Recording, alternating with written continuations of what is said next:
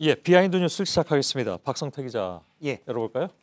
예, 첫 키워드는 소소위의 조정 기술로 했습니다. 예, 그 밀실에서 한다는 소소위. 그렇습니다. 예. 470조 원에 달하는 내년 국가 예산을 몇몇 의원들이 소소위에서 깜깜이로 다룬다라는 지적이 많았었는데요. 예. 안상수 예결위원장이 오늘 이데일리와의 인터뷰에서 여기에 반론을 제시했습니다. 예.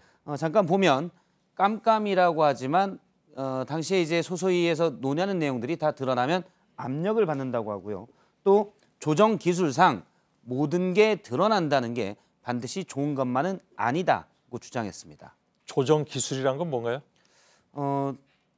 안상수 위원장이 이 기술이 어떤 기술인지는 명확히 밝히지는 않았습니다. 예. 그런데 결과적으로 보면 소소위에서 특히 징액 과정에서 이 기술이 발휘되고 나면 흔히 말하는 실세들의 예산이 지역구 민원 예산들이 대폭 늘어난 것을 여러 보도로 확인한 바가 그럼 있습니다. 결과가 말해주는 거니까요. 그렇습니다.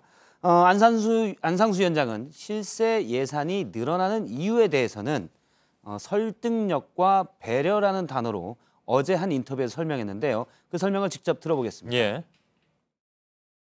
소위 실세라고 하는 분들의 예산이 뭐 한두 꼭지가 더 들어간 것은 그게 설득력이 좀 있겠구나. 그동안에 소외됐기 때문에 이번에 그냥 예결위원장 된 김에 그냥 한번 조금 더 배려를 받았다.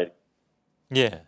이 사실 뭐 국민 세금인데 그죠? 그렇습니다. 그 막대한 돈이. 예. 지도부니까 설득력이 있고 또 예결위원장이니까 배려를 받았다. 뭐 이렇게밖에 해석을 할 수가 없는데 그 얘기가 맞습니까? 말 그대로 해석하면 그런 주장으로 충분히 납득이 됩니다. 예. 국회의원들이 물론 지역구의 다급한 현안 등에 대해서 예산을 요구할 수는 있지만 예산이 결정되는 것은 합리적인 우선순위에 따라야 되는데 예.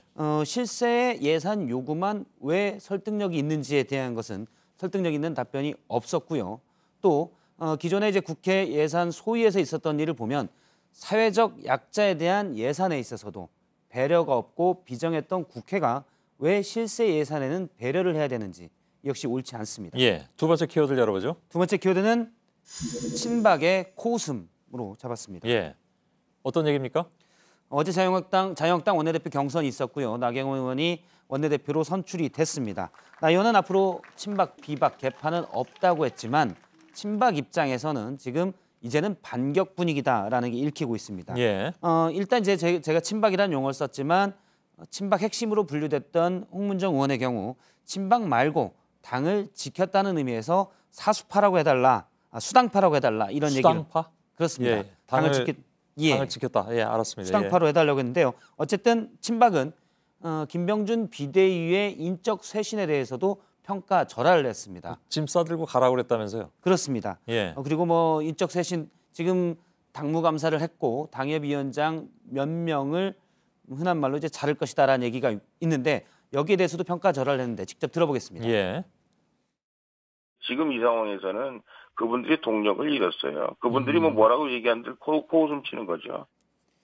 예, 이 상황이라고 하는 것은 나경원 의원이 원내대표로 선출된 상황, 예. 즉 본인들이 밀었던 의원이 원내대표가 됐기 때문에 지금 개파적 상황에서 우리가 승기를 잡고 있다. 이런 인식입니다. 예, 지난번에 왜 친박 신당론까지 얘기가 나왔는데 이제 나갈 이유가 없어졌다고 그랬다면서요? 그렇습니다. 나갈 필요가 없어졌다는 얘기인데요. 예전에 당의 바깥에 친박 신당론이 실체가 있다라고 며칠 전에 홍문정 의원이 주장했었는데 오늘 한 인터뷰에서 사회자가 여기에 대해서 물어보니까 당시 친박 신당에 실체가 있다는 것은 바깥에 대한애국당이 있지 않냐 그런 의미라면서 며칠 전 본인의 주장을 크게 의미를 축소했습니다. 예. 지금은 마치 이제 친박이 당을 잡았기 때문에 비박이 바른미래당으로 나가야 되지 않냐라는 분위기도 내세우고 있습니다. 예. 나경원 의원이 개파 청산을 말하지만 사실 친박 입장에서는 지금은 우리가 승기를 잡았다. 이제 반격할 때다라는 분위기가 당내에 있습니다. 예. 아무튼 앞으로 분위기가 좀 여러 가지로 궁금해지긴 하는군요. 예. 마지막 키워드인가요 이제? 예. 마지막 키워드는 셀프 백의종군으로 잡았습니다. 예. 이재명 지사 얘기하는 건가요? 그렇습니다. 예. 오늘 민주당 최고위원회의에서 이재명 지사에 대한 징계를 논의할 예정이었는데 회의 전에 이재명 지사가 이해찬 대표에게 전화를 해서 자체적으로 재판이 종료될 때까지 모든 당직을 내려놓겠다, 백의종군하겠다라는 뜻을 밝혔습니다. 예. 최고위원회가 비공개 회의에서 이재명 지사의 의견을 수용하면서 징계는 없어졌고 셀프 백의종군이 이루어졌습니다. 예. 사실 밤사이에 이재명 지사는 백의종군 얘기를 본인의 소셜미디어에 올렸는데요. 당의 단합을 위해 앞으로 백의종군하겠다라고 썼는데 이재명 지사 뜻대로 된 겁니다. 예. 당직을 내려놓겠다라는 얘기를 한 것 같은데 뭐 당직을 여태까지 맡은 게 혹시 있나요?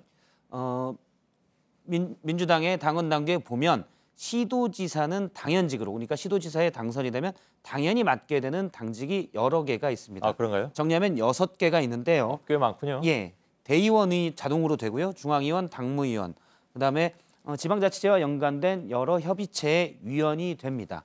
대의원이나 당무위원 등은 공천에 대한 규칙, 세부 규칙을 정할 수도 있고 또 전당대회에서 영향력을 발휘할 수도 있는데 예. 내년에 민주당이 전당대회도 없고 또 중요한 선거도 없기 때문에 특별히 당직을 내려놓겠다고 해서 먼저 불리한 것은 전혀 없는 상황입니다. 예. 특히 민주당 내에서는 최고위원회가 이 지사의 셀프 백의종군을 수용한 것을 두고 제가 한 의원에게 물어보니까 최고위의 고민도 이해는 되지만 지금 이 지사 문제로 한국당에 놀림감이 되고 있는 현실이 화가 난다라고 얘기했는데요. 물론 아직 재판에 결론이 나오지 않았기 때문에 그렇죠. 신중해야 된다는 당내 입장도 있지만 일부에서는 여러 논란이 된 것만으로도 이 지사가 스스로 셀프 백의종군이 아니라 탈당했어야 되는 것 아니냐라는 의견도 있었습니다. 예, 알겠습니다. 박성태 기자와 함께했습니다. 수고했습니다.